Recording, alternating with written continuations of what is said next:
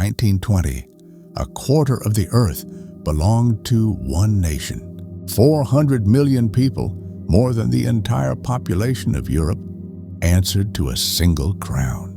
The British Empire was the largest political entity in human history.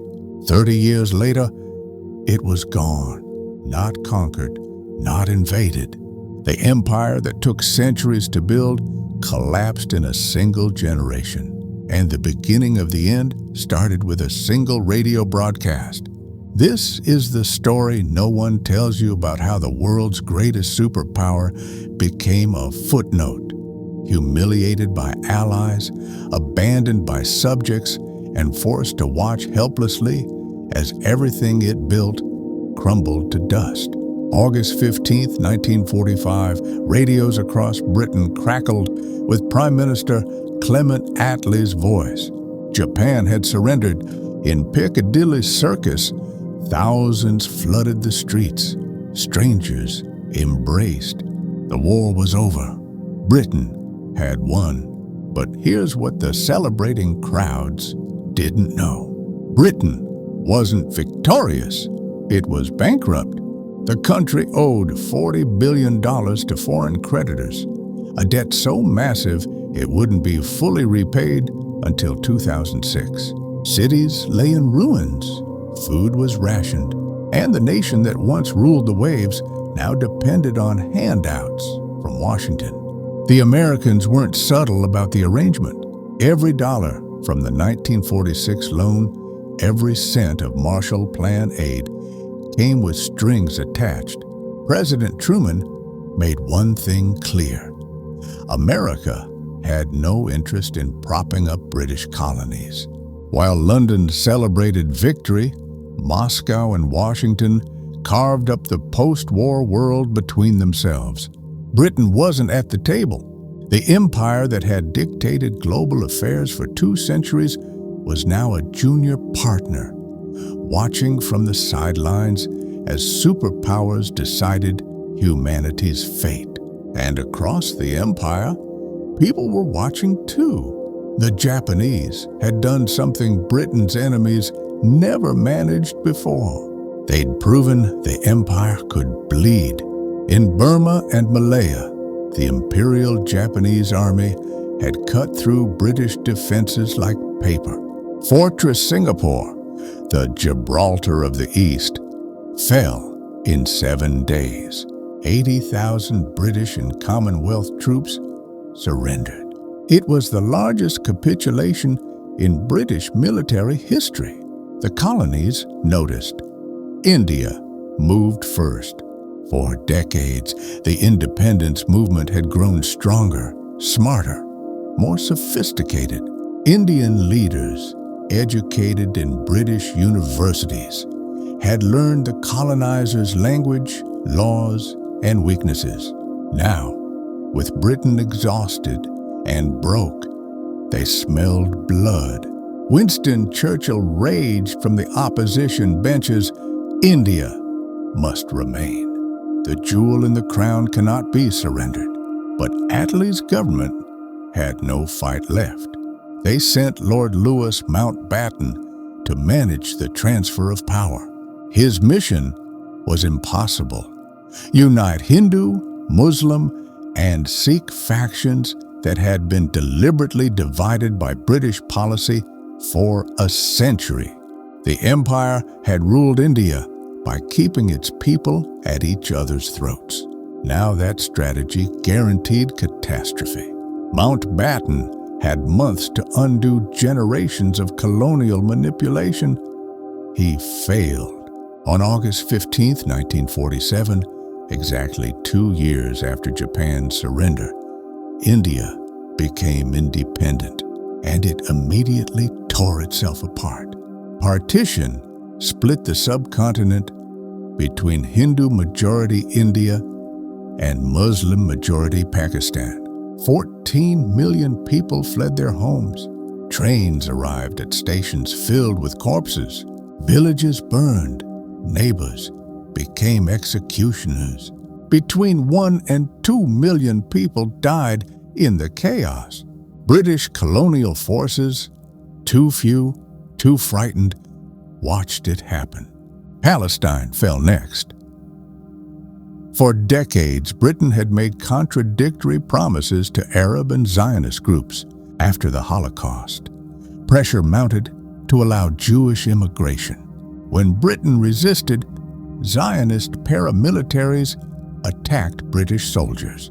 When Britain cracked down, they were accused of anti-Semitism. Trapped between American pressure and local violence, Britain simply walked away. On May 15, 1948, the mandate ended. War erupted immediately.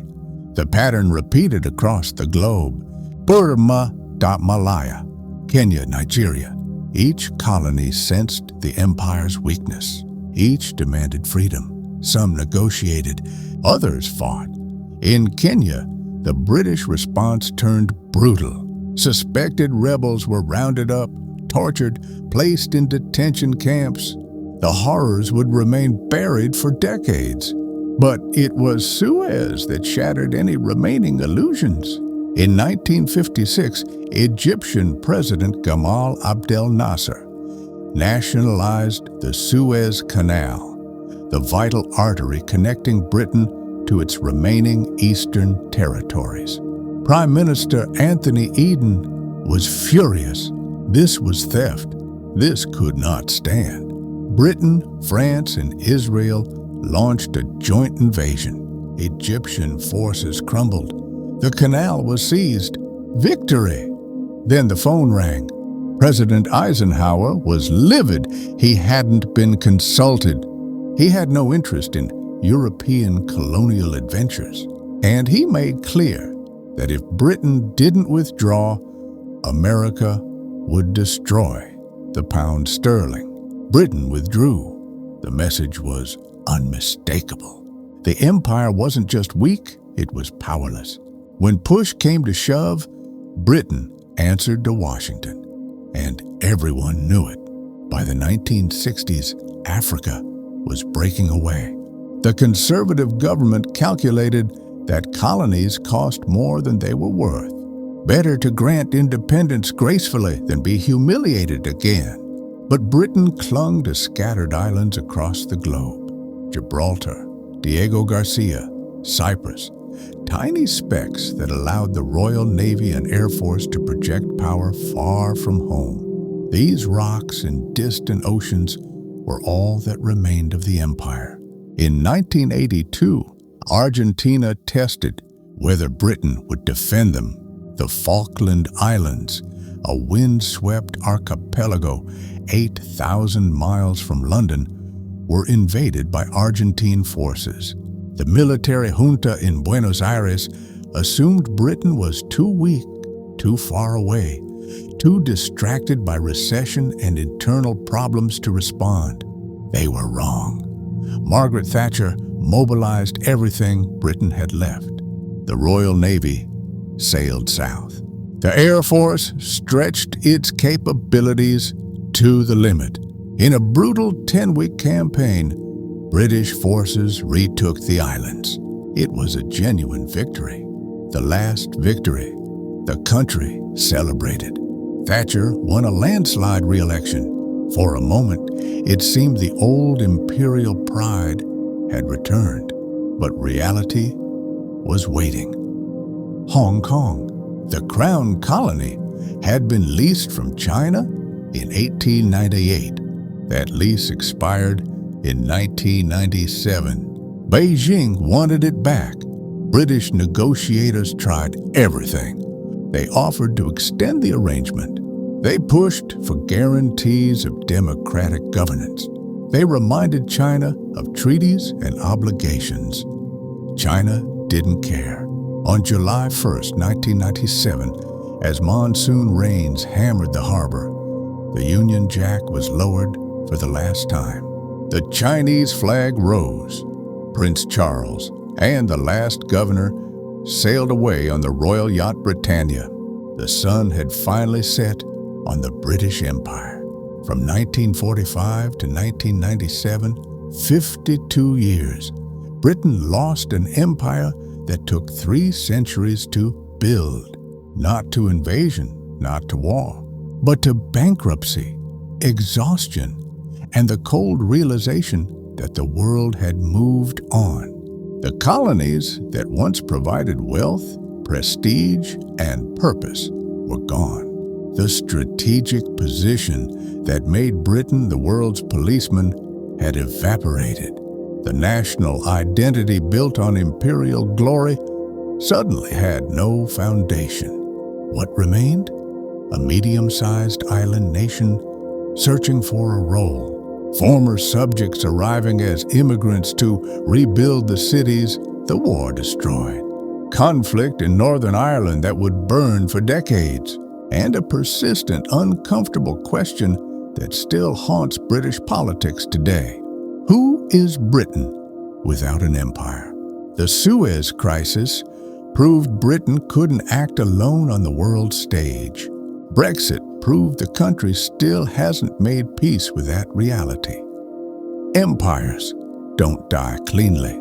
They echo through generations, in borders drawn by colonial bureaucrats, in ethnic conflicts stoked by divide and rule tactics, in nations still grappling with what was taken from them. The British Empire is gone. Its consequences are not.